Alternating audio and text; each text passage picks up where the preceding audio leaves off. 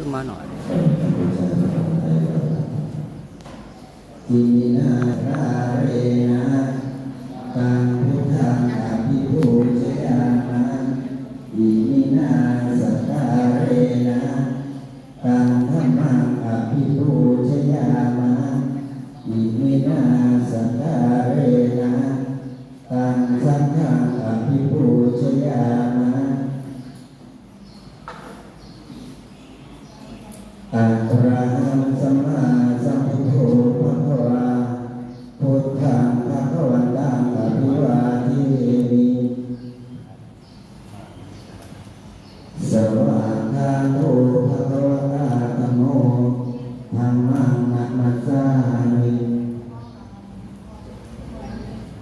สุปฏิปันโนภะคะวะโตสาวกสังโฆสังฆังนะมามิ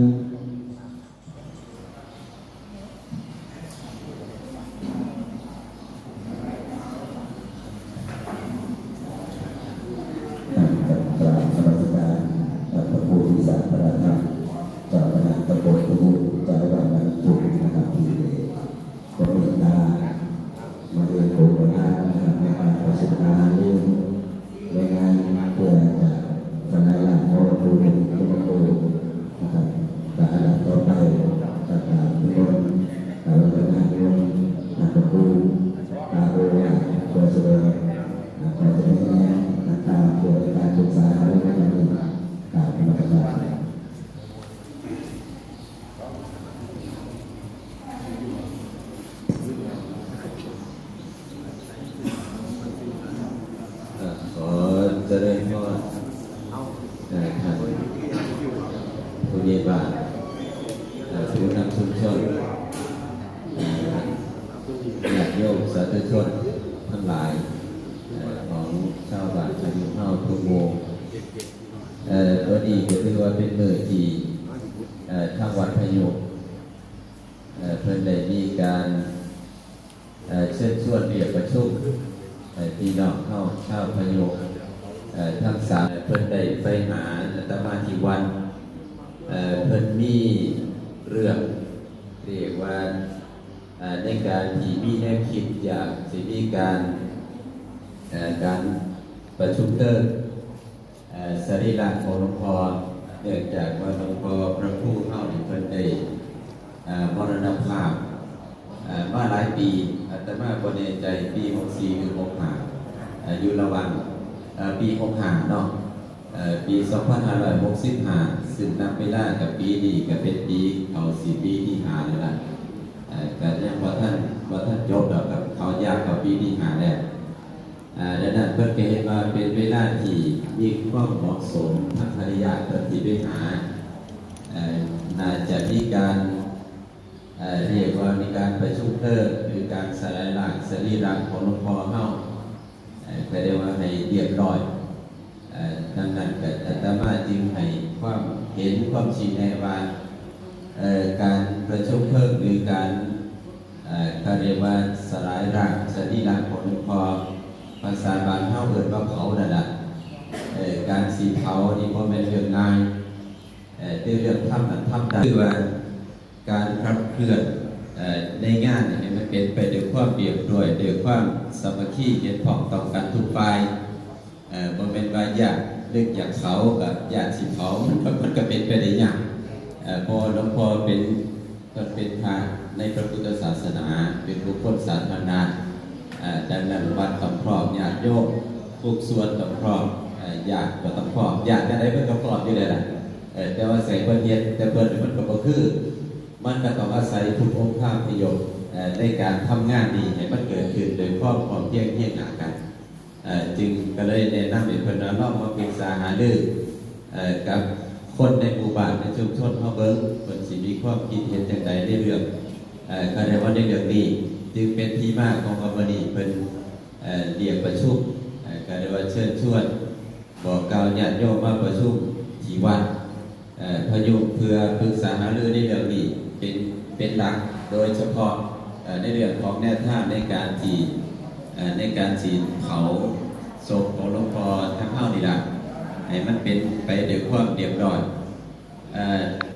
บางทีอาจสิมีความคนเห็นแย้งเนาะเรื่องนี้เนาะเฮาแต่ว่าสิเผามันถ้าเฮาบางคนอาจสิว่าบ่อยากเผามันก็เป็นไปได้เด้เพราะฉะนั้นการสิเผานี่ต้องเฮ็ดพร้อมต้องกันว่าเหมือนส่วนใหญ่นั่นน่ะมันก็บ่ถึงหมดดอกคนเฮามันหลากหลายความคิดเนาะส่วนใหญ่ว่าเขามันก็คือเป็นไปตามนั้นดังนั้นการลำถามญาติโยมเบิ่ง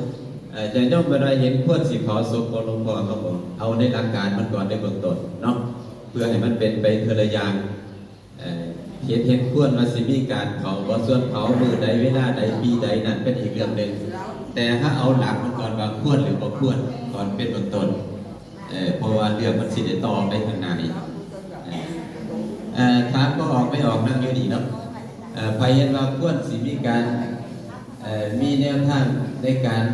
ในอนาคตมีการเผาศพของหลวงพ่อใหญ่นะเฮา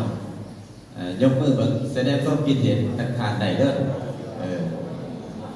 เบิ่งแล้วส่วนใหญ่ก็คือสิเผาแล้วเนาะขึ้นอยู่ว่าจะเผาโดยหลักการเนาะดังนั้นพี่น้องญาติโยมในที่นี้การมติในที่ประชุมอาตมาเบิ่งยกมือแล้วก็นั่นสิส่วนใหญ่ก็สิเกิดขึ้นมีการเผาดังนั้นหลักการมันคือเผาแน่นอนเนาะตรงนี้ได้ประชุมปนาดีเข้านี่ดังนั้นการเผาศพก็ได้ว่าของหลวงพ่อนี่เนื่องจากว่าหลวงพ่อเป็นพระที่ก็เรียกว่าเป็นพระเถระผู้ใหญ่บ่ออกไม่ออกการสิเฮ็ดเพิ่นนั่นเฮ็ดแบบนิดน้อยมันก็เฮ็ดได้แต่ว่ามันสิเหมาะสมหรือบ่เป็นสิ่งที่เฮาต้องคิดได้เพราะว่าสิเฮ็ดจังได๋เฮาสิเฮ็ดให้มันสมเกียรติสมคุณสมบารมีสมศักดิ์ศรีของเพิ่นได้ล่ะที่เพิ่นอยู่มาจนเพิ่นได้ผ่านตอนผ่านหนาวผ่านการปกครองผ่านการบริหารกิจการคณะสงฆ์อยู่เป็นที่พึ่งของญาติของโยมมาชีวิตของเพิ่นนี่นะเดิมมรณภาพเป็นการสว่างพันดังนั้นถ้าว่าสังเกตธรรมดานิดๆน้อยๆนี่มันก็ทำได้แต่ว่ามันอาจสิบ่สมฐานะสมเกียรติของเพิ่นบ่สมฐานะถ้าเฮาได้ถ้าบ่ลงอุบาทของใหญ่สามที่ได้พอกับพี่กับน้อยให้บ่คือกันดังนั้นสังเกตอาจจะในหรือว่าในพระสงฆ์ในเกิดมาว่าสิ่งที่สำคัญก็คือว่าต้องอาศัยความเพียรเป็นประเด็นที่หนึ่งส่วนที่สองเราต้องอาศัยทุกการเรียกว่ากำลังคนเป็นยังกำลังย้อยเข้ามาพูดอ่ะกำลังมาถ้าว่าสิ่งเกี่ยวกับงานเขาโศกก็เรียกว่าพระธาตุโศกพระก็เรียกว่าเถระนี่เถระเพื่อนเนาะแต่ละกลุ่มแต่ละรูปแต่ละองค์นี่มันก็มันเป็นหน่อยแต่ยางโกกยางน้อยเองที่มันวันโมงแสงวันมันก็พยายามเป็นแบบย้อนในสุดแล้วเป็นงานรับเพื่อนต้นโศกนั่นกันถ้าว่า600,000 700,000นี่มันจะอยู่ประมาณอย่างไรเนาะจะเทียบเป็นเกี่ยวไก่เทียบเลยไก่เทียบกับพระพิธีที่เพื่อนๆอย่างนั้นมันก็บ่น้อยเพราะฉะนั้นพูดตรงนี้จึงเป็นเรื่องที่เข้าตรงคอพอจะเข้าขึ้นของการดำเนินงานมันต้องอาศัยพูดในการดำเนินงานดังนั้นตอนนี้อาตมาโมโหว่าทั้งวัดพยุเข้านี่มีทุนหลายประเด็นอีกหลายเรื่องบอกไม่ใช่ไหมไม่ใช่นะเอามาเอาเลยได้นะเราต้องเปิดรายละเอียดในแสนกว่าโอ้ประมาณ100,000 กว่าบาทโอ้หลายเติมเดือน แสนกว่าบาทก็ถือว่าโอ้ยังดีมากแสนกว่าบาทนี่ถือว่าหมายถึงว่าในตอนนี้เนาะแต่ว่าในตอนหน้ามันอาจจะบ่ถึงแสนพวกเราก็ต้องใส่เนาะใส่ใจในวันในวันก็เป็นไปเรื่อยๆแต่ในขณะนี้มีอยู่แสนแสนก็ถือว่าส่วนหนึ่งกับบ้านก็ต้องจ่ายที่ไหนราคาน้ำข้าวไฟค่า พิมพ์เข้าไปเบิ่งเด้อแล้วก็ไปติดตามแล้วก็ไปแชร์เลย มันเป็นปัจจัย YouTube พื้นฐานเป็นกเสีย กลุ่ม ใส่ ของ ไป ประโยชน์ ในอนาคตแต่เขายึดหลักว่าเงินแสนนี่มันก็เหลือบ่ครบดอกแต่ว่าสิ่งที่สำคัญคือเขาต้องหาทุนใหม่ดังนั้นการหาทุนใหม่นี่แหละจึงเป็นสิ่งที่เขาต้องปรึกษาว่าถ้าสิระดมทุนจังไดและถ้าสิว่างกรอบวันเวลาที่เขาสิในการเผาศพนี่แหละของหลวงพ่อเฮานี่มือใดปีใดเป็นสิ่งที่เฮาต้องคิดในตรงนี้ใดเป็นแนวคิด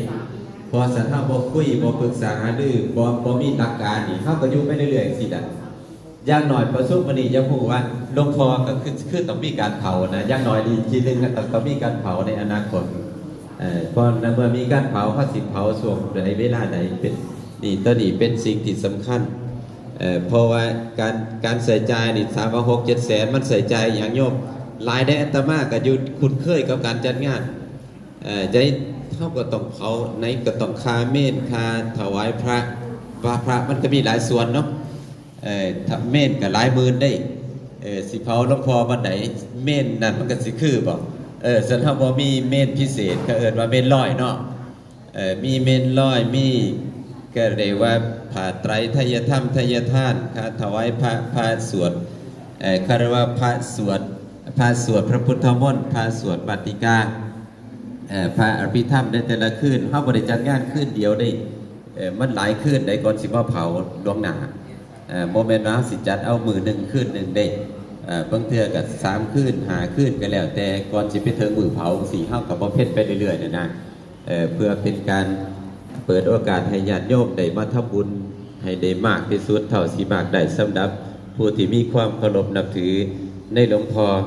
ค่าผ้าไตรและก็ค่าพื้นค่าไฟค่าขยายเสียงค่าการดำเนินการตกแต่งสถานที่ค่าดำเนินงานมันมีแต่หมวดใหญ่ๆได้ก็มันสิเป็นเงินหลายแสนนะพอออกไม่ออกนั่นแหละดังนั้นก็เลยอาตมาก็ว่ามีโอกาสซึ่งก็มีเวลาบ่มากพอดีแต่ว่าเพิ่นก็พยายามสิมาพอกับญาติกับโยมนี่น่ะก็ว่าทิศทางมันสิไปจังไดดังนั้นก็อาตมาชี้แจงมาในเบื้องต้นนี่คือว่าชี้แจงในรายละเอียดเป็นเบื้องต้นว่าก็ได้ว่าใส่ทุนอยู่2ลักษณะที่1ก็คือทุนที่เฮาเตรียมไว้ก็อาจสิบ่ถึง6แสนคืออาตมาว่าดอกนั่นมันคือใส่ใจทั้งหมดแต่อย่างน้อยวัดเฮามันควรสิบ่มีอย่างน้อยน่าจะเป็น3แสนเป็นอย่างน้อยในการเตรียมงานเนาะในการเตรียมงานเฮานี่ล่ะขยับมันก็เป็นเงินได้พอออกเนาะเดินหันเดินหนีค่ารถโน่นนี่นั่นค่าการส่งหนังสือค่าไปจับนั่นจองนี่เดินในการเตรียมงานมันก็เป็นทุนทั้งนั้นดังนั้นก็อาตมาว่าเฮ็ดจังใดวัดพยุเฮาสิหาทุนเป็นอย่างน้อยให้มันอย่างหน่อยเป็น300,000 บาทได้400,000 บาทบวกกับตัวนี้ก็ยังดีดูตัววัดที่เหลือนี่นะมันก็สิอุ่นใจนะพอเงินที่เฮาว่าโอ้ยจัดงานขึ้นจังไดมันก็สิได้นั่นมันเป็นเงินยังอยู่ในกระเป๋าเพิ่นเฮาบ่ฮู้ได้ว่ามันสิได้เท่าใดมันเป็นเงินอนาคตสันเข้าก็ดีสันใดมากก็เป็นกำไรของวัดเนาะวัดได้ใส่ใจแต่สมันบ่พอมาเด้เฮาสิไปหาใส่วัดนี่ดังนั้นการเตรียมไว้นี่มากที่สุดนี่คือเป็นหลักประกันให้งานเฮาเดินไปด้วยความให้เป็นไปด้วยความเรียบร้อยวันใดเขาก็สังสมทั้งนั้นไม่ออกเตรียมเขาบ่ได้จับเสือมือเปล่าได้มันบ่คือพวกไปหาเล่นได้จับเสือมือเปล่าแล้วดีเนาะวัดนี้บ่ได้วัดพระโยนี่อยู่โจโคได้สันถึงมามันนี่เขามีแต่เอากับเอาเนาะของที่เฮาสั่งเขามานี่นะดังนั้นการระดมทุนนี่มันก็มีหลายลักษณะเนาะอาตมาก็ได้ก็สิให้ญาติโยมในการทำความเห็นแล้วก็ค่อยว่ากันไปเด้อแต่ว่าเพราะว่าเวลามันน้อยก็คือการระดมทุนก็คือ1เขาอาจสิทำเป็นต้นผาป่าก็ได้ในจังหวัดใดจังหวัดหนึ่งเฉพาะในชุมชนเฮานี่ก็ได้หรือสิกว้างออกไปก็ได้สิยึดเอามือใดมือหนึ่งก็ได้หรือมือเขาพรรษาก็ได้ วันที่พี่น้องพร้อมที่สุดหรือไม่เฮากระทำเป็นกฐินสามัคคีขึ้นมากก็ได้เป็นของวัดพยุเองของชุมชนพยุทั้ง3หมู่ก็มาถึงว่าเฮาก็ซอยกันออกนี่ล่ะจะทำเป็นต้นก็ได้เป็นต้นเงินครอบครัวละต้นก็ได้หรือคุ้มละต้นก็แล้วสุดแล้วแต่พี่น้องสิตกลงกันแล้วก็มีศรัทธาหรือพี่น้องสิเสลียขอหลังคาละเท่านอนเท่านี้ก็สุดแล้วแต่มันมีความหลากหลายนี่คือทุนเบื้องต้นที่นี่เมื่อเฮามีทุนแล้วเฮามากำหนดมื้อจัดงานเดือนจัดงานปีจัดงานเนาะเมื่อกำหนดแล้วเฮาจะค่อยไประดมทุนใหม่นั่นก็คือเฮาจะค่อยมาทำบุญตามปกตินะภายในงานแต่ตอนนี้เฮ็ดจังได๋เฮาสิเอาเงินมากองไว้เป็นทุนก่อนนี่ตอนนี้เฮาต้องคิดหาเด้พอศรัทธาลำพังแบบไปได้ร้อยตามปกติคือสุปีนี่มันก็ซ้ำได้นั่นน่ะมันบ่พอสิเป็นหลักเป็นแกนเป็นกลุ่มเป็นก้อนสันหาได้เร็วมันก็พี่หน้าเฮาก็เผาได้ไม่ออกก็บ่ได้ยากได้เพราะว่าการเผานี่เห็นโยมทั้งผู้เป็นญาติเพิ่นนี่ท่านประธานสมรท่านอดีตพ่อผู้ใหญ่สุพจน์เพิ่นก็ว่าอยากมีการพระราชทานเพลิงศพน้ำอีเห็นว่าจักสั่นได้เป็นแนวคิดแต่มากับบ่ทันละปากเพิ่นดอกแต่ว่าให้เบิ่งก่อนว่ามันขอได้หรือบ่ได้สันออกไปมันสิผูกพันเจ้าของแต่ให้ยึดหลักการว่าสันพี่น้องอยากขอพระราชทานเพลิงศพเฮาก็สิไปสอบถามดำเนินการให้เป็นเบื้องต้นสันบ่ได้เฮาก็ดำเนินการขอเนาะสันมันบ่ได้เฮาก็เฮ็ดแบบสมเกียรติเฮานี่แหละธรรมดานี่แหละมันตัวนั้นอย่าไปซื้อว่าเป็นประเด็นสิ่งสำคัญอยู่ที่ใจเฮานี่เฮ็ดจังไดให้มันเหมาะสมสมเกียรติมันประทานได้ก็ดีเฮาก็เฮ็ดถ้าบ่ได้เฮาก็บ่ต้องไปตกใจมันถ้าเจตนาคือเฮาต้องการสิทำภารกิจนี้ให้มันเป็นไปด้วยความเรียบร้อยดีงามเนาะอาตมาก็สิหยุดการชี้แนะเบื้องต้นไว้เพียงเท่านี้ก่อนผู้ใดมีความคิดเห็นเสนอจังใดผู้ใหญ่บ้านผู้นำชุมชนผู้ใดก็ให้ถือโอกาสตรงนี้เด้อสักพักนึงเพราะว่าเกิน4 โมงก็ต้องไปแล้วเนาะก็ขอเจริญพรไปสมิสก่อนเนาะก็ขอกราบและความเมตตาของท่านพระครูวิสาวัฒนธรรมนะครับเจ้าตำบลประยุกต์นะครับที่ได้ก็เสนอแนะในการเตรียมงานหรือจัดการในงานที่จะเริ่มขึ้นนะครับกำล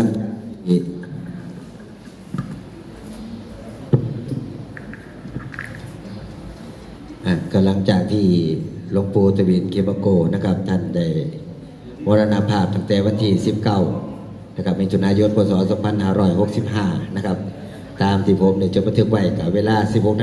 16:08 นาทีนะครับและมหาค่ำเดือน7ปีคานนะครับตามที่ได้จดบันทึกไว้ในวันและเวลาที่ท่านได้มรณภาพตอนนี้ก็ประมาณ3 ปีกว่าครับกับ4 ปีนะครับท่านได้มรณภาพนะครับมีญาติพี่น้องนะครับมีความวัตถุประสงค์จะสลายล่างนะครับก็ได้การอนิมนต์พระคุณเจ้าหรือว่าท่านพระครูมาให้ขอแนะนะครับแต่ประเด็นหลักๆก็คือการหาทุนนี่แหละครับขันบ่มีทุนเฮาก็เฮ็ดหยังต่อบ่ได้นะครับเอาวิธีการหาทุนต่างๆเพิ่นก็ได้ขอเสนอแนะไว้แล้วนะครับเฮาสิต้นผ่าป่านะครับหรือว่ากฐินนะครับหรือว่าเป็นหลังคานะครับเฮาก็ปรึกษาหารือกันนะครับเพราะว่าเพื่อทุนเบื้องต้นนะครับประมาณ300,000 ปลายๆนะครับที่วัดศรีกรุงเพิ่นก็จัดไปกระตกกับ700,000นะครับวัดโพสีเพิ่นก็7-800,000นะครับในการจัดงานนะครับตามที่ผมได้ไปร่วมแล้วก็หาประสบการณ์ในงานจัดงานพระราชทานเพลิงพระเทรานุเทระนะครับในหลายวันนะครับผมก็พอทราบข่าวโดยประมาณนะครับในการจัดงานนะครับมันก็มีรายจ่ายหลายอย่างนะครับทั้งผ่าไตทั้งเมนร้อยทั้งทุกสิ่งทุกอย่างครับมันต้องใส่เงินกับเครื่องนะครับตอนนี้วัดเท่ากับมีอยู่ประมาณ100,000 กว่าบาทนะก็จากคุณบุญเติมนะประเดี๋ยวชี้แจงมากนะครับพี่น้องมีความเห็นว่าสิจัดทุนจังไดครับในการหาระดมทุนเนี่ยเพื่อเป็นทุนเบื้องต้นนะโดยประมาณกับประมาณให้มีเงินเก็บประมาณอยู่300,000หรือว่าหลายกว่านั้นก็บ่เป็นหยังครับพี่น้องมีความเห็นว่าจังไดนะครับอันดับแรกก็ขอเรียนเชิญท่านประธานนะครับคุณพรสมรกัญญบุญประธานสภาเทศขอการนมัสการท่านพระครูนะครับที่มาให้คำชี้แนะกับพี่กับน้องนะครับเพิ่นเกิดเองเกิดเป็นฐานะเป็นลูกศิษย์แล้วก็เป็นลูก รถของตาก็ว่าได้นะครับพอแต่ก่อนเราเคยได้ไปได้มานำกันนะครับสำหรับผมนี่ก็ได้ไปปรึกษาหารือกับเพิ่นนะครับว่าเราก็ได้เสียชีวิตมาโดนแล้วนะครับก็อยากเฮ็ดพิธีเอาศพให้เล่าซะเพราะว่ามันน้องนุ่งเพิ่นนะครับถ้าญาติเพิ่นเองก็ทุกคนก็อายุหลายแล้วนะครับเพิ่นก็อยากเมียนเมียนลุงเพิ่นนะครับผมก็เลยว่าเดี๋ยวไปปรึกษาท่านพระครูเบิ่งผมก็จังได้ไปกับท่านผู้ใหญ่โพธิ์นะครับก็ได้คำชี้แนะมาแบบนี้แหละครับแต่ว่าในเมื่อเฮาบ่มีทุนนะครับตอนนี้เฮาก็มาศึกษานะครับว่าเฮาสิหาทุนมาจากไสนะครับมาเฮ็ดนะครับ ผมก็อยากปรึกษากับพี่กับน้องนะครับจังได้ให้มีการประชุมในมื้อนี้นะครับคิดหาแนวทางนะครับที่ว่ามันจะเกิดขึ้นได้นะครับสำหรับผมนะครับสำหรับหลวงตานี่นะครับเพราะว่าเดือนกุมภาเนาะที่ว่าเป็นวันของมวยตาจิตเป็นที่ว่าเป็นเดือนกุมภานะครับแต่แม่นเฮาสิหาทุนนะครับก็คือสิเฮ็ดในมื้อนั้นดีที่สุดนะครับเมื่อคนจัดงานมูทิตาจิตแห่เรานะครับผมว่าอยากให้พี่น้องเขาเฮ็ดประปามาทุกครัวเรือนเลยกว่านะครับมาซอยสมทบนะครับเพื่อจัดงานให้เราโดยเฉพาะนะครับต้นนี้เพื่อเฮ็ดให้หลวงตาโดยเฉพาะเกี่ยวกับงานศพนี่นะครับให้เฮ็ดประปามาทุกต้นนะครับมาแห่น้ำกันนะครับเพื่อที่หาทุนสมทบไว้นะแล้วก็ตั้งกรรมการเก็บเงินนี่ไว้แล้วนะครับเพื่อจะมาใส่ในงานศพนี่โดยเฉพาะนะครับบ่แม่นว่าศพนี่เผาไปแล้วก็สิจบนะครับเพราะว่าเราเป็นผู้สูงอายุเราเป็นพระผู้บัตรของเรื่องของเขานะครับมันสิต้องเฮ็ดจีดีใส่อธิษฐานแล้วอีกนะครับใส่กระดูกแล้วอีกแล้วก็คงจะเฮ็ดพี่น้องจะเฮ็ดลูกเหมือนกับคณะกรรมการชุดนี้ก็ดำเนินการต่อไปเรื่อยๆนะครับหาทุนไปเรื่อยๆนะครับเพื่อให้มันจบสิ้นนะครับสำหรับเกี่ยวกับการหาเงินเนี่ยผมก็คิดว่าเอาเป็นวันมูลตาจิตเล่าก็ได้นะครับเฮ็ดผ้าป่าขึ้นนะครับทุกครัวเรือนนะครับเพื่อจะได้มาสมทบทุนกันนะครับพี่น้องมีความคิดเห็นอย่างไรก็ขอเชิญเลยนะครับเด้อแสดงความคิดเห็นได้นะครับผมมีแค่นี้ก่อนครับขอบคุณครับก็ขอบคุณท่านประธานนะครับก็ขอเสนอแนะอีกวิธีหนึ่งนะครับก่อนที่ฮอดมื้อนั้นเฮาก็มีเทศกาลต่างๆนะครับบ่ว่าสิเป็นเข้าพรรษาออกพรรษาปีใหม่ลอยกระทงนะครับก่อนสิฮอดเดือนกุมภานะครับกันช่วงนั่นมันก็สิแต่ว่าเฮาสามารถระดมทุนไปเรื่อยๆได้นะครับระดมทุนทางแรกเพราะว่าปีนี้เนี่ยโดยยังบ่มีเจ้าภาพที่เป็นประธานกฐินนะครับแต่ว่าเฮาก็อีกวิธีหนึ่งนะครับคือการตั้งฝ่ายกฐินร่วมสมทบหรือว่าคันมีเจ้าภาพคันมีเริ่มต้นได้ก็คือสิเป็นก่อนเข้าพรรษาเฮาก็เฮ็ดต้นเงินมาถวายก่อนช่วงเที่ยงเข้าพรรษาก็ได้เพื่อสมทบทุนในการจัดงานนี่แหละครับเฮาแยกเป็นเงินแยกต่างหากนะครับเพราะว่ามันจะได้ไม่เคยก้อนค่อยขยับขยื่นไป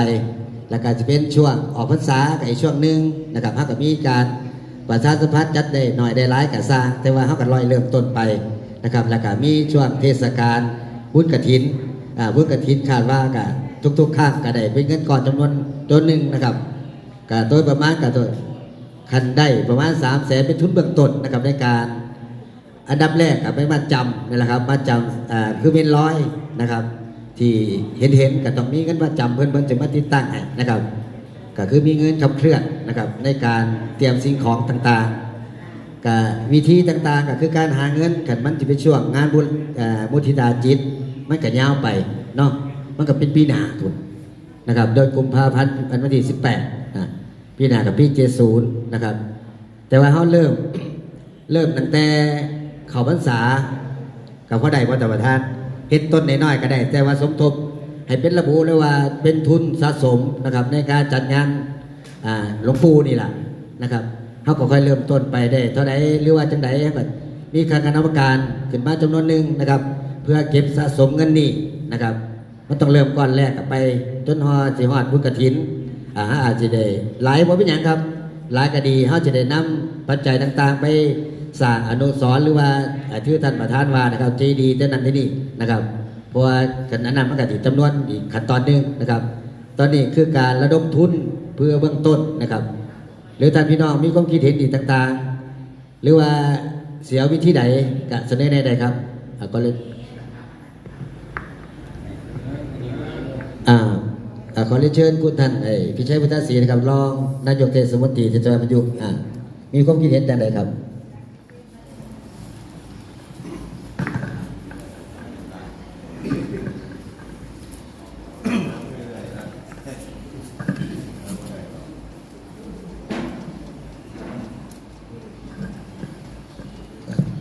กราบนมัสการพระครูพิสารบรรธรรมเจ้าคณะตำบลประยูรพระอธิการสมภพตปัสสิโลเจ้าอาวาสวัดประยูรคณะสงฆ์ทุกรูปที่เคารพอย่างสูงครับก็ขอสวัสดีนะครับท่านผู้ใหญ่บ้านประยูรหมู่ที่1ผู้ใหญ่บ้านหมู่ที่13หมู่ที่8นะครับแต่ก็ท่านนายกได้ยินว่ามาแล้วจังได้ขอเรียนเชิญนะครับท่านนายกกล่าวมาตั้งนานนะครับครับที่ขาดบ่ได้คือสวัสดีครับพี่น้องชาวบ้านประยูรทุกท่านทุกคนนะครับมื้อนี้ก็เป็นอีกมื้อหนึ่งที่นะครับที่ชาวประยูรของเขานะครับได้มองนี้ในเบื้องต้นนะครับก็คือว่าง่ายๆเสียกเผาเราว่าเป็นภาษาชาวบ้านก็คือที่บอกผิดเป็นไหนหน่อยอาจารย์ตะครูเอาหลวงปู่หรือว่าหลวงพ่อใหญ่ของเฮา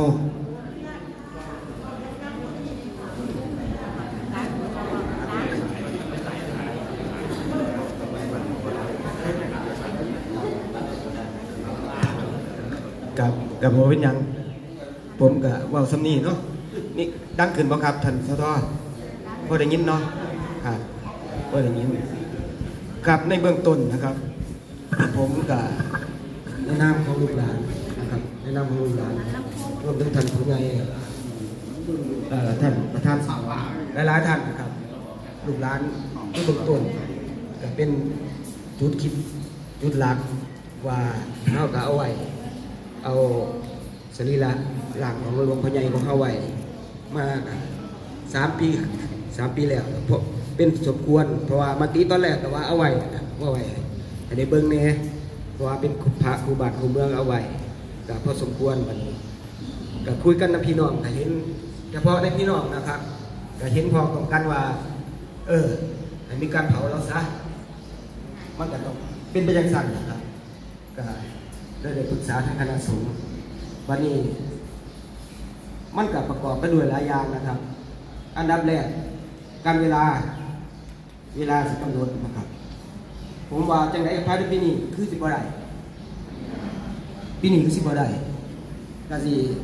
ในเบื้องต้นก็ได้ตั้งตุ๊กตาไว้ของเวลานะครับก็คือหลังจากเข้าเฮ็ดเกี่ยวแล้วนะครับก็คือประมาณท่านผู้ใหญ่ประมาณ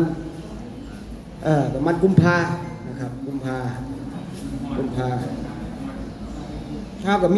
มีตุ๊กตามาตั้งทงไว้แล้วตรงนี้แหละครับเฮาสิบริหารจัดการภายในเงินไขของเวลาตรงนี้ดังนั้นนะครับในเบื้องต้นคุยกันไว้ก็มีแน่อยู่นะครับผู้ที่เพิ่นคือเห็นเพิ่นศรัทธาเพิ่นเลื่อมใสในบารมีของหลวงพ่อใหญ่หลวงปู่เฮานี่เพิ่นก็เว้าในเบื้องต้นผู้ละ10,000 20,000ก็มีอยู่ในหม่องนี้ก็อาจสิเอาเป็นอีกแนวคิดหนึ่งนะครับให้เพิ่นแจ้งความประสงค์ตรงนี้มาเลยก็ได้แล้วก็ในส่วนที่ท่านได้เสนอมานะครับก็บ่ผิดนะครับในเบื้องต้นนี่ผมก็ได้ยินมาอยู่ในหม่องนี้ก็อยากให้พี่น้องผู้ที่คือเห็นในบารมีหรือว่า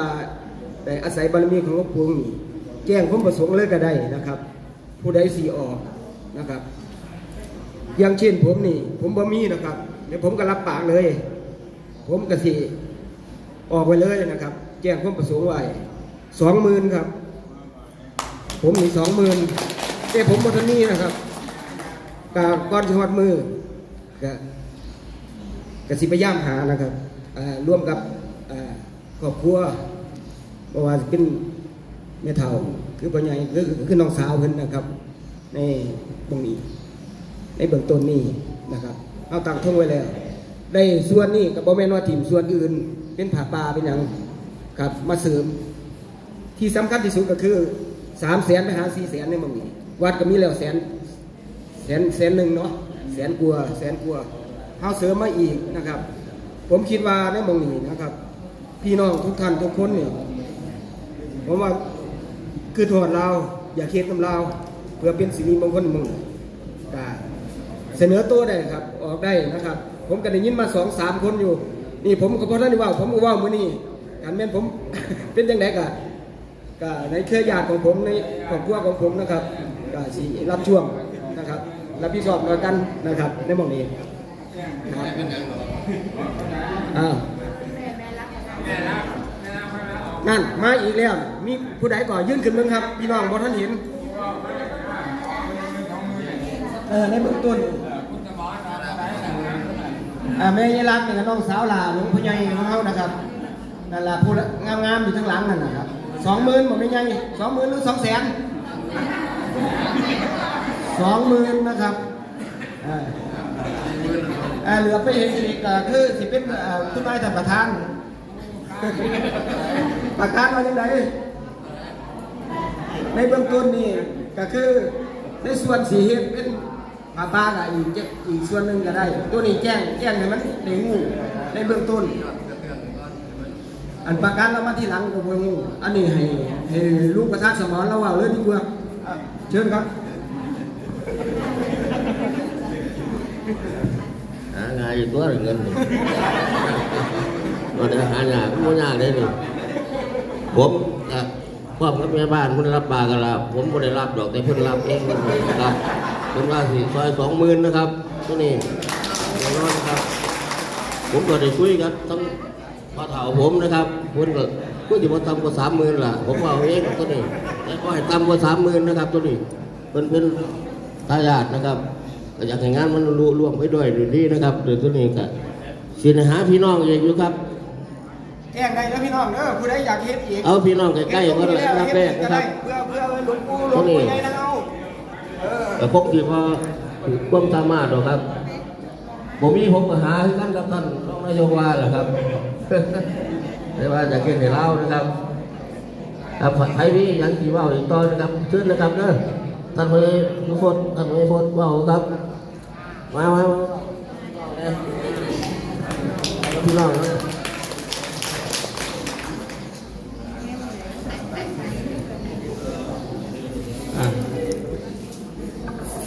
แล้วนอนอยู่น้ำดนล่ะผมมาไหวกันเนี่ยตาพอทัวถึงนะครับก็อยากสลายหลังอายุเรื่องพระกันไปหาเจ้าคณะตำบลปรึกษาหารือเกี่ยวกับสิสลายหลังครูนี่พี่น้องนะว่าควันออกตัวละ10,000 20,000 30,000ผมเคยได้ยินดูครับคนเบาจะประดอกนะครับบ่ยากครับงั้นบ่ยากยากแต่ที่ตั้งที่ตั้งเมื่อใดที่เผาพระเม่นนี่บ่ที่เผาเม่นร้อยนี่อยากถามมาเอาเม่นร้อยก็ประจำว่า60,000 70,000ครับเขามาตั้งเองบอกกันไว้ขอพระราชทานพระโสมนี่ก็ต้องฟังกันไว้ก่อนไปเรื่อยๆท่านอาจารย์พระครูแล้วก็ฟังไปก่อนต้องได้ครับได้เดินไปเรื่อยๆครับเพื่ออาจารย์พระครูถือเฮาครูปกปักรักษาพี่น้องคุ้มครองตั้งวัดตั้งว่าเป็นลูกหลานของครูรัตพุทธปัญโยเดี๋ยวแต่ก่อนมาสี่เขตปักเอาลูกยังไงลูกแบบเขาเฮ็ดโบสถ์เนี่ยลูกหินใหญ่ๆลงไปในนี่เห็นครูรัตผมก็อยู่ยังมาทันตายครับ80 ปีผมอยู่เป็นน้อยๆเบิ่งอยู่เพิ่นเอาหินลงครับเป็นหลุมอยู่นี่ครับเป็นหลุมเห็นหลุมมันเป็นนังเนี่ยมันทะโยมักนังเป็นหลุมขึ้นเอาหินลงเห็นดูเป็นคนบูรณะวัดว่าอารามเป็นคนเฮ็ดให้วัดบ้านเฮาจะได้รุ่งเรืองเหลืองเหือมครับมาเรื่อยๆเอาอย่าถิ่มเนี่ยป๋านั่นไม่เด้อท่านผู้นี้นางแค่นางเด้อปรึกษาเรื่องไปเรื่อยๆแต่พี่น้องคนละ10,000 20,000แล้วพี่น้องประชาชนชาวบ้านเขาเป็นลูกศิษย์ลูกหาเพิ่นเป็นลูกหลานเพิ่นก็บ่น้อยหนาหรอกครับเพิ่นสิออกหมดทุกคนเลยครับทุกค่าเรือนครับเฮ็ดถ ปาไอ้ใจผมเด็กเฮ็ดปีหน้าดิปี70ปาต้องการมาให้สิได้เงินหลายเด็กน้อยมาจากกรุงเทพเนี่ยมัดทุกคนเงินแถวกรุงเทพเนี่ยมาหาอยู่วัดบ้านพะยูเนี่ยบ่แม่นหน่อยๆเป็นล้านๆนะครับได้เฮ็ดได้เดือนสงกรานต์แต่มันโดนครับปี70ย่านพี่ย่านน้องตกใจว่าโอ้ขึ้นรอโดนเด้อเดี๋ยว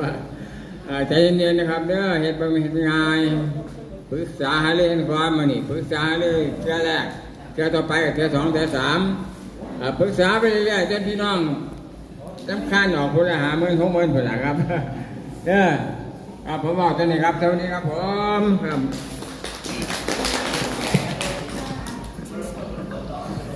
ก็ขอขอบคุณคุณพ่อพลสุภเสริฐนะครับท่านปิชัยพุทธาศรีนะครับท่านสมรกัจจบุตรนะครับประธานสภานะครับหลายๆท่านนะครับตอนนี้ก็คร่าวๆนะครับให้ทุนสะสมเริ่มต้นนะครับจากทั้งวันและก็ทางจากกหลวงปู่และลูกหลานนะครับน้องโนเพิ่นนะครับก็เกือบ200,000นะครับแต่ทางวัดก็สิได้ระดมทุนไปเรื่อยๆนะว่าไอ้เฮ็ดจังไดมันจะได้ทุนมาเพิ่มนะครับก็คงสิจัดต้นเงินต้นหยังในช่วงเทศกาลต่างๆนะครับวัตถุประสงค์ก็เพื่อระดมทุนนี่แหละครับอีกอย่างหนึ่งก็ช่วงกฐินเฮาก็ว่ากันใหม่นะครับเพราะว่าเฮาจะมีการปรึกษาหารืออีกหลายรอบนะครับก่อนที่สมบูรณ์นะครับตอนนี้ก็มีคร่าวๆนะครับก็100,000 กว่าบาทกับ200,000นะครับก็มีเบื้องต้นนะครับเพื่อใช้จ่ายในการดำเนินงานในแต่ส่วนกำหนดเวลานี่ครับเฮาก็ยังบ่ได้กำหนดหรือว่ากำหนดระบ่ท่านประธานยังกำหนดเนาะวันได้กำหนดนะครับวิธีการหาทุนเฮาก็คงสิตามนี้นะพี่น้องเนาะลูกหลานในผาป่าในหน่วยเงินแน่นะครับในเทศกาลต่างๆเฮาก็สิได้มาตั้งขึ้นมาเฉพาะนะครับในการระดมทุนต่างๆตัวแรกมันเป็นไปได้คำว่าเดือน6เดือน7นี่มันเป็นเทศกาลของหมู่บ้านเนาะเฮาก็สิเอาสิประมาณบุญเข้าพรรษาบุญเข้าพรรษาเป็นต้นเทียนเข้าพรรษาแล้วก็ต้นไม้ดอกเงินนะครับได้จำใดเฮาก็ค่อยสะสมไปเรื่อยๆนะครับแล้วก็ครั้งที่2ก็อาจสิเป็นบุญกฐินเนาะหรือว่าจังไดก็อีกมันสิขับเคลื่อนไปเรื่อยๆนะครับมันมีเทศกาลเข้าพรรษาแล้วก็บุญข้าวสารบุญออกพรรษาบุญกฐินนะครับมันก็เป็นตามหีบประเพณีแต่ละเดือนนะครับแต่ช่วงนี้มันจะมีเดือน6นี่ก็บุญบังไฟบ้านเฮาบ่มีเดือน7กับบุญตักบาตรบ้านนะครับแล้วก็มีเดือน8แต่ว่า8ปีนี้8 2 โหนนะครับก็คงสิคร่าวๆกับประมาณเข้าพรรษาครับแห่ต้นเทียนพร้อมต้นผ้าป่าหรือว่าต้นเงินเพื่อสมทบทุนเนาะท่านประธานหรือว่าพี่น้องมีความเห็นจังใดบ่ครับหรือว่าแบบนี้มีใบเสนอแนะบ้างครับท่านนายกครับขอเรียนเชิญท่านนายกนะครับมาตั้งด้านหน้ามีก่อนเสนอแนะพี่น้อง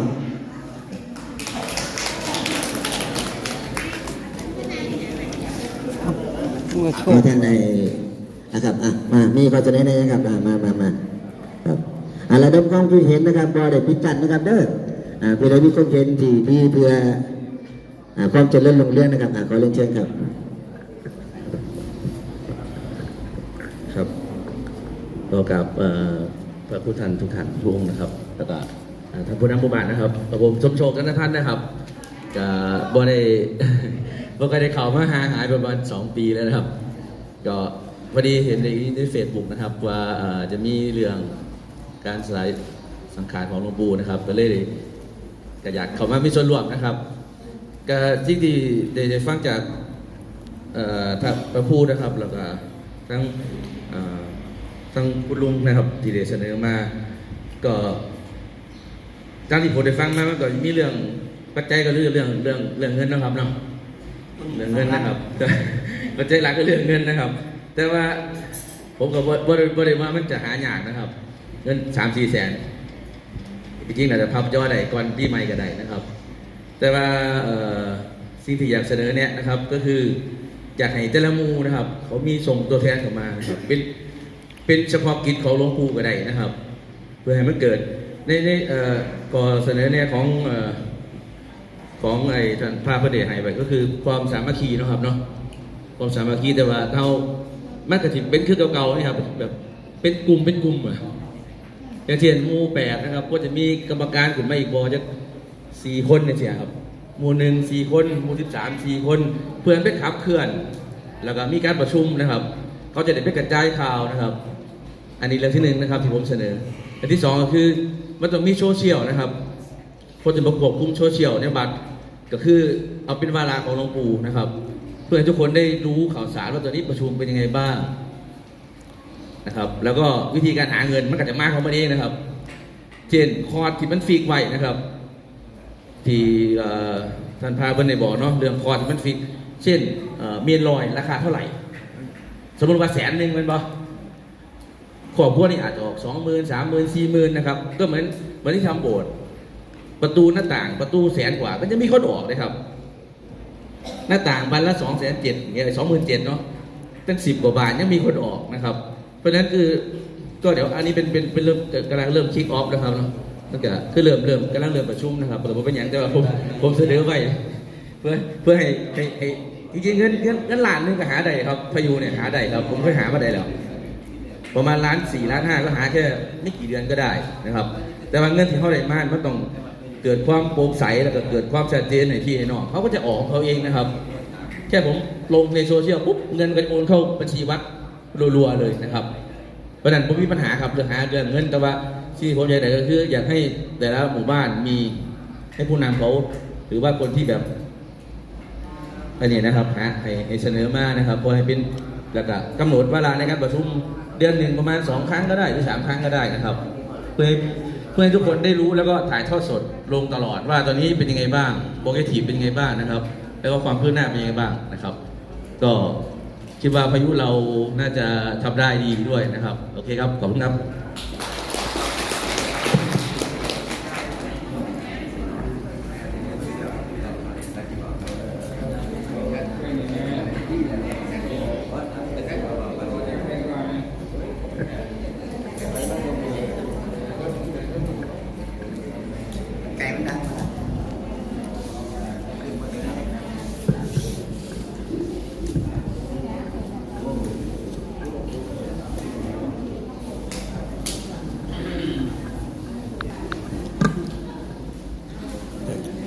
นมัสการพระครูพิสารพระธรรม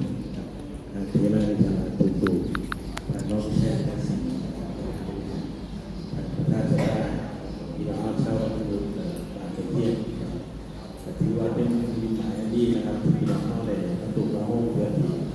ได้รอบถึงเรื่องการทำบุญสมัยดาของอาจารย์จะช่วยแม่สิ่งที่เขาสร้างมาคือเรื่องของปัจจัยนะครับตอนนี้ท่านซึ่งเนื่องจากว่ามันเป็น2 ระยะแรกคือเป็นทางสงฆ์ระยะที่2คือทางชาวบ้านแต่ตอนนี้คือความเป็นห่วงผู้พี่น้องอะไรทั่วไปซึ่งเรื่องพื้นฐานเรื่องการประชาสัมพันธ์นะครับต่อไปก็จะเป็นเรื่องของการดูแลพี่น้องเรื่องของท่านที่โชคว่าที่ถูกต้องเรื่องของคนอื่นในตลอดนะครับว่าหลายคนที่มองอย่างวันแต่ว่าเรื่องส่วนร่วมต่างโรงเรียนส่วนงานชุมชนต่างๆเขามองเนี่ยการมีส่วนร่วมนะครับเพราะอย่างนั้นเนี่ยการมีส่วนร่วมเพราะว่าสิ่งที่เกิดขึ้นมากครับพายุเขาเนี่ยนะครับหลังจากที่ท่านมรณภาพไปเขาบอกเส้นตุ่มโป่งกันลักษณะแบบนี้มันก่อนนะครับส่วนใหญ่แล้วแต่สิ่งที่ได้คุมนั่นคุมนี่รู้นั่นรู้นี่บอกกันนะครับความกระจายเขาจะเตี้ยเลยบอกเกิดที่ผ่านมาทุกอย่างพี่น้องเข้าตายในวัดหรือว่าศีลท่านศีลหรือว่าคนที่ศรัทธาในวัดเป็นอยู่ที่นี่หลายแต่ว่าถ้าเห็นถึงไหนชีวิตเขาสามารถได้มารวมกิจกรรมลักษณะแบบนี้ได้ที่ผ่านมาผมกล่าวว่าพูดถึงว่าสิ่งที่เกิดขึ้นพี่น้องเขาเห็นพูดกับแม่นะครับไม่ว่าเท่าหรือว่าสถานที่ต่างๆมีส่วนร่วมทั้งโรงเรียนทั้งราชการความกระจายความชัดเจนหลายคนพี่น้องท่านไม่พอใจนะครับแต่ถ้าเห็นเป็นไหนเห็นถึงความกระจายอยู่ได้ที่นี่ถูกแนะนำมาตรงนี้คณะกรรมการนะครับแต่ว่าคณะกรรมการส่วนนี้พอจริงนะครับมันถึงเกิดปัญหาเพราะว่าเขาสิลงข้อปัญหาเนี่ยมันต่อข้อไหนบอกหลายคนที่ผมเคยไปพบปะมาพูดคุยนะคนที่เขาสามารถเป็นคณะกรรมการมันต้องมีคนที่บอกไงคือเรื่องแหละยึดอาสามีใจดีนักเด็กนะครับอย่าไปขนาดหาเลยไปฟังเขานะครับแต่ฟังสายไปสายฟังขวาลักษณะปั๊บการทำงานที่เขามีไปอยู่มันคงเกิดประโยชน์นะครับ ในเรื่องจิตท่าผมยอมรับว่าทุกคนมีจิตท่าที่ท่านพระอาจารย์เลยเรื่องว่าสิ่งเป็นไหนนะครับหลายคนบอกว่าตั้งคณะกรรมการถึงมาแล้วนะครับว่าแผ่นเทียนมันต้องเกิดขึ้นทำงานมาต้นแทนแต่ละหมู่บ้าน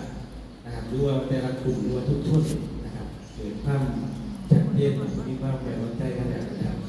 เหมือนกับพี่โชว์บอกว่าต้องมีการประชุมชัดเจนก็เขาไปใช้ประพันธ์เขาทุกครั้งเขามีการพูดคุยนะครับทุกทีอย่างเงินเช่นกรณีแบบที่พูดสมได้ต่อไปนะฮะเลยนะสิ่งต่างๆประวัติแบบมันจะชี้แก้มาได้มาตรฐานร่างกายเท่าไหร่นะครับเห็นแนวแน่นะครับพอให้เกินไปเรื่อยๆพอในร้านที่เกินจะเป็นอีกอยู่แล้วเห็นนะครับถ้าบอกว่าแต่ในย่าเหมือนกับว่าเขาบอกการที่ทำพูดเห็นประเด็นนะครับอีกประมาณเท่านั้นเท่านี้พวกนั้นที่ช่วงเหตุการณ์ต่างๆผมว่ามันเป็นเกิดปัญหาคือเรื่องของการจัดเก็บเงินปัจจัยดีเขาได้รับนะครับที่ดีเขาดีเห็นเป็นไหนเนี่ยในทุกบ้านเขาเนี่ยทุกคนมีความไว้วางใจกันว่ามันนั่งปัจจัยของมันเนี่ยนะครับผู้ใดที่เป็นผู้ดูแลผู้ใดที่เป็นคนจัดเก็บแล้วก็ชี้แจงเขาตลอดวันสภาพที่รับเวลาเนี่ยมันยังอยู่คงเกินอยู่โมเมนต์ว่าต้นทุนเขามีเดียวตอนนี้ว่าจัดแค่เดียวนะยังเช่นว่าที่จัดทำบาไปดึงเงินชุดเดิมกลับมามันจะเกิดปัญหาถ้าต้องใช้ก็ดีแต่ว่ามันเป็นภาษาที่ตั้งข้อหวังนะครับเขาตั้งข้อหวังมาแล้วนะเขามีข้อหวังก็จะเกิดพอหลายคนกับวิธีสุดท้ายแต่ว่าสิ่งที่เขาต้องการเห็นก็คือเรื่องของเรื่องไหนก็ได้เรื่องไหนทางการมารับต้องมีเกิดความโปร่งใสนะครับเพราะว่ามันจะเกิดประโยชน์แต่เขามีทางการแล้วการชี้แจงการจัดเก็บต่างๆมันจะเกิดประโยชน์ด้วยนะครับปริยาคือการประชาสัมพันธ์ของพี่น้องมันต่อพอง่ายขึ้นเรื่องนี้มันเปิดกว้างแล้วนะครับเข้าประสบจำเป็นต้องใช้จะได้ข่าวอย่างเดียวนะครับรอบนี้โหลดได้ที่ได้นะครับเด็กน้อยช่วยเหมือนเป็นจินตนาการประชุมแล้วถ้าสามารถขอบข้อไหนดีมีเด็กน้อยที่ไม่รู้ไปที่ได้มืดนะครับสามารถที่ลบตรงนี้ได้มีการประชาสัมพันธ์เติมเติมในส่วนที่เกี่ยวข้องผมคิดว่ามันกระบอกเนื้อบางก็เรียนของเขาทุกคนมีความตั้งใจแล้วคิดว่าโอกาสจะประสบความสำเร็จเพิ่มมากขึ้นเหมือนเรามีการเรียนตัวแล้วนะครับต่อไปหนึ่งคือเป็นการดำเนินของทางการนะครับโดยต้องบอกว่ามันพอจากทางพระผู้ที่สารธรรมพระเจ้าว่าอยู่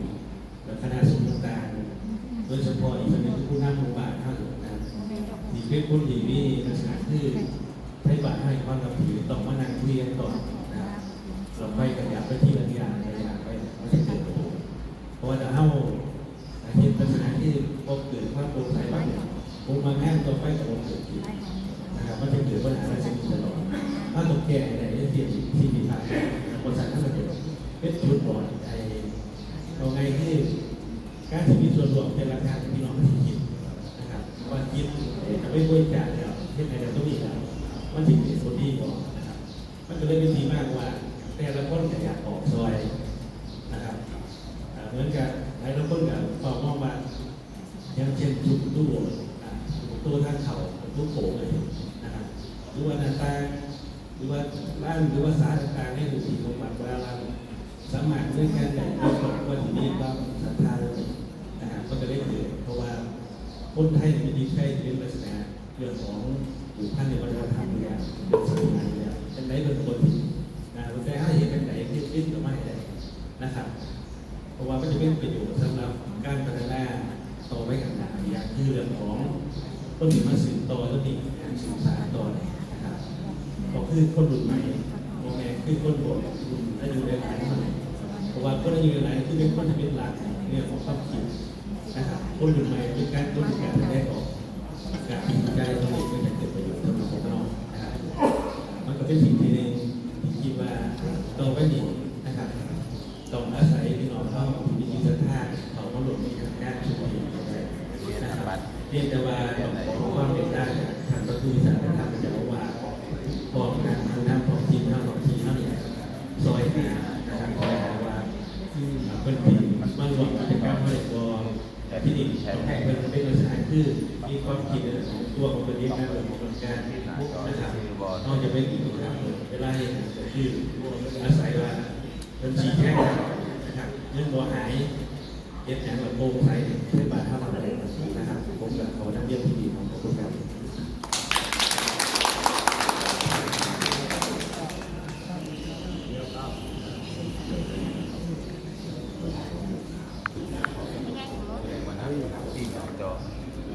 ขอคันได้การนิดหนึ่งนิดเดียวพอแบบไม่ต้องมาสีโมงมีอาตมาที่เดินทางไปสวดมนต์ตามที่ข้างบ้านการปรึกษาหารือของญาติโยมด้วยเบื้องต้นคือว่าเป็นไปในทิศทางที่ดีเป็นไปได้มีอย่างดอกพยุงเขาเห็นบ่ได้ในเมื่อละเห็นงานใหญ่ใจต้องถึงใจมาก่อนได้พอออกไม่ออกใจสัจใจถึงแล้วมันพาพันไปในเบิดทุกอย่างละก็แนวท่างกันนะสิเป็นไปได้แล้วล่ะเกินครึ่งหนึ่งเลยนะเนาะคิดว่าการระดมทุนอยู่ดีกันเห็นพอถ้ายกว่าเกือบ200,000แล้วเนาะดีบทของผมงั้นก็คือสิเป็นไปตามเป่าอยู่เมื่อกี้ท่านนายกเพิ่นชี้แนะอันใดเพิ่นให้คำชี้แนะเพื่อเป็นไปในทิศทางที่มันดีมันงามเป็นประโยชน์เท่ากับเอามาคิดมาปรับปรุงเด้อทุกคำพูดทุกคำปรึกษาแก่คำแนะนำบ่เป็นคำตีติงในที่ประชุมแต่หากเป็นขอเสนอแนะทุกคนเสนอแนะปรารถนาดีเท่านั้นละทุกคนทำเอาไปคิดที่นี่โดยสรุปของญาติโยมเท่าที่ฟังขอหนึ่งเห็นว่าสิมีการเผาหลวงพ่อกับประมาณเดือนกุมภาพันธ์เนาะแม่นบอกมีปังเบาไว้เดือนกุมภาพันธ์ปีหน้าปี70ที่นี่สิ่งที่เฮาต้องเบิ่งก็คือเดือนกุมภาพันธ์นี่อาตมาเห็นว่าแววว่ามันสิมีงานของแต่ละวัดอยู่เช่นวัดบ่แน่ใจกุมภาพันธ์หรือมีนาเดี๋ยวลองถามเบิ่งเช่นวัดกระแซงวัดสำโรงสีเพิ่นจ้างบ่รับให้หมดอะไร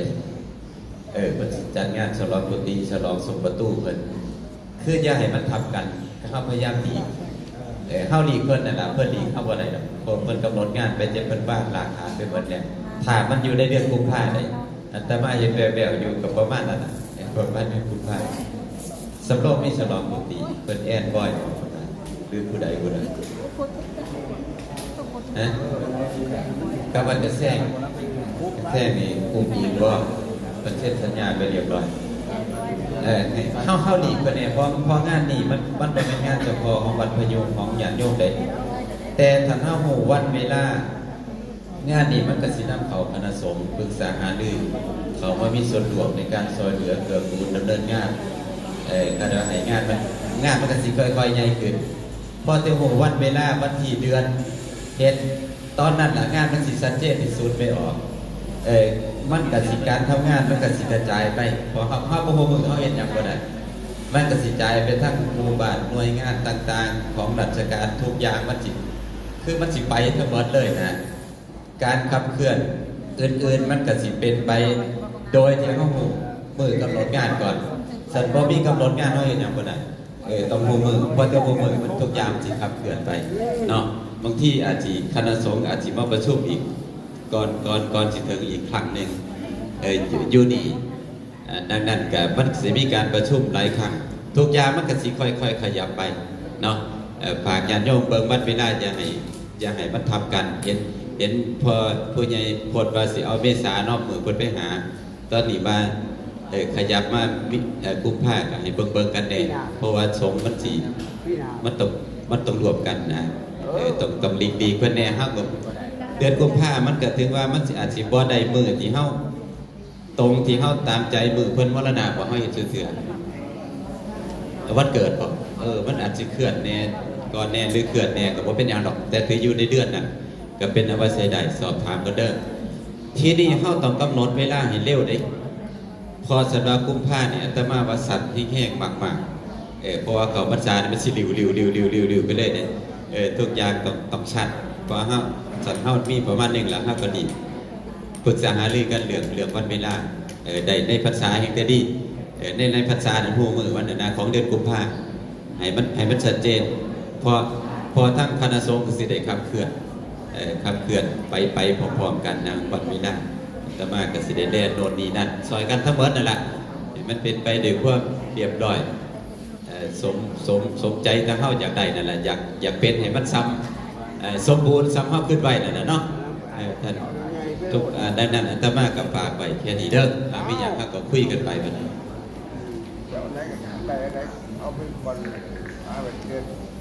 ก็ขอบคุณนะครับเมตตาของท่านพระครูนะครับนี่ท่านใดอีกสิว่าเนี่ยอาจารย์พิชาบ้างก็ขอเรียนเชิญท่านพ่อพิชาไพศาลกุลนะครับประธานชมรมผู้สูงอายุนะครับโบฟุโซนะครับเสด็จเนี่ย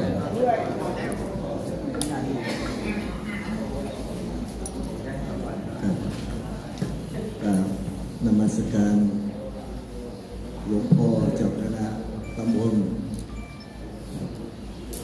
ที่เคารพอย่างสูงครับพระคุณเจ้าทุกรูปท่านผู้ใหญ่ท่านนายกท่านพ่อแม่พี่น้องชาวพายุที่เคารพทุกท่านครับ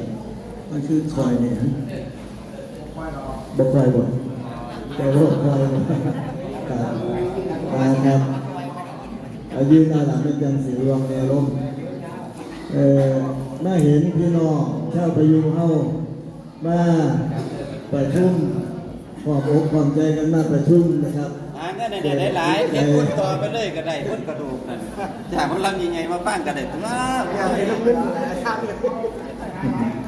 ได้ยังได้ส่งอาจารย์บรรลุเป็นก่อน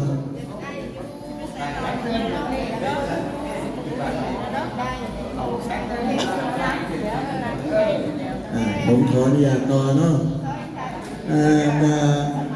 ต้องขออภัยกดซาแน่ครับตอนนี้ไปโรงเรียนผู้สูงอายุแต่พยายามมาห่อแม่ไปเห็นพี่น้องกำลังแสดงสปิริตนำใจที่สี่ได้สักการะหลวงปู่ใหญ่กับซื่นโซดีครับซื่นโซดีมานี้ผมได้มาเห็นนะครับการประชุมของเราได้เริ่มขับเคลื่อนเริ่มแตกแขนงความคิดเริ่มเห็นสาระเนื้อหาสาระของงานตั้งแต่น้องผู้หนึ่งไปว่าในเรื่องของความโปร่งใสการตั้งกรรมการให้ได้แม่มีส่วนร่วมกันโดยทั่วถึงนั่นคือเป็นสิ่งที่เริ่มเห็นแล้วว่าเนื้องานของเขาสิ่งเป็นไปได้ด้วยจิตใจของพี่น้องเขาทุกคนแล้วก็อันหนึ่งเนี่ยงานของเพิ่นก็เป็นที่ผมก็ซื่นอกซื่นใจว่าให้เขาเริ่มในเรื่องของการที่สิ่งกระจายประชาสัมพันธ์บอกกล่าวเป็นกว้างออกไปหลวงปู่ใหญ่เฮานี่บ่แม่นว่าเป็นบ้านพายุนะครับบ่แม่นเป็นพี่น้องเฮาลูกหลานเราบ้านอื่นก็มันเป็นลูกหลานเราหลายลูกศิษย์ลูกหาเราเนี่ยทั่วจังหวัดนั่นแหละครับผมจะมองเห็นเนี่ยเห็นว่าพี่น้องโชคลูกโชคบอกว่าให้สร้างอย่างโซเชียลขึ้นมาการโซเชียลขึ้นมาในเรื่องนี้โดยเฉพาะนั่นแหละครับสิเป็นตัวจุดประกายดึงพี่ดึงน้องดึงลูกศิษย์ลูกหาศิษยานุศิษย์มารวมครับเพื่อนบอกว่าล้านหนึ่งบ่เป็นเรื่องยากเลยเพราะว่าการเห็นน้ำเพลินครับเห็นน้ำเพลินแม่เรื่องนี้ก็4-5 แสนแล้วครับท่านนายกเพื่อจะย้ำอีกครับท่านนายกจะย้ำอีกในเรื่องของว่าต้องโปร่งใสต้องมีกรรมการครับเรานี่เห็นไหมครับมันจะเป็นขั้นตอนของการเห็นงานที่มีเนื้อหาสาระบ้านพายุของเฮาเคยยิ่งใหญ่ด้วยอาจารย์หลวงปู่ใหญ่เคยยิ่งใหญ่ด้วยหลวงปู่ใหญ่เดี๋ยวนี้สิซบเศร้าลงแน่นะครับหลังจากที่หลวงปู่ใหญ่ไปได้มรณภาพจากผมเข้าไปบ้านนี้มันถึงเวลาอีกนะครับถึงอีกแล้วถึงเวลาแล้วที่ประกาศสักดาง่ายๆเป็นเวลาที่พี่น้องลูกหลานลูกศิษย์ลูกหาสิได้มาร่วมกันถ้าสิเห็นความจริงใหญ่ของงานพายุอีกขั้นหนึ่งครับส่วนผมก็อยากแสดงท่านที่เห็นนิดนึงนะครับว่าเห็นน้ำเพลินที่เป็นเสนอเข้ามาแล้วก็อยากให้กำหนด กำหนดที่กำหนดเขากำหนดว่าเดือนกุมภาพันธ์อาจารย์พระครูเป็นบอกว่ายังสายอยู่นะครับกับไว้กับกำหนดไว้พกเมียนครับงานใหญ่ๆเขาต้องกำหนดเป็นปีครับ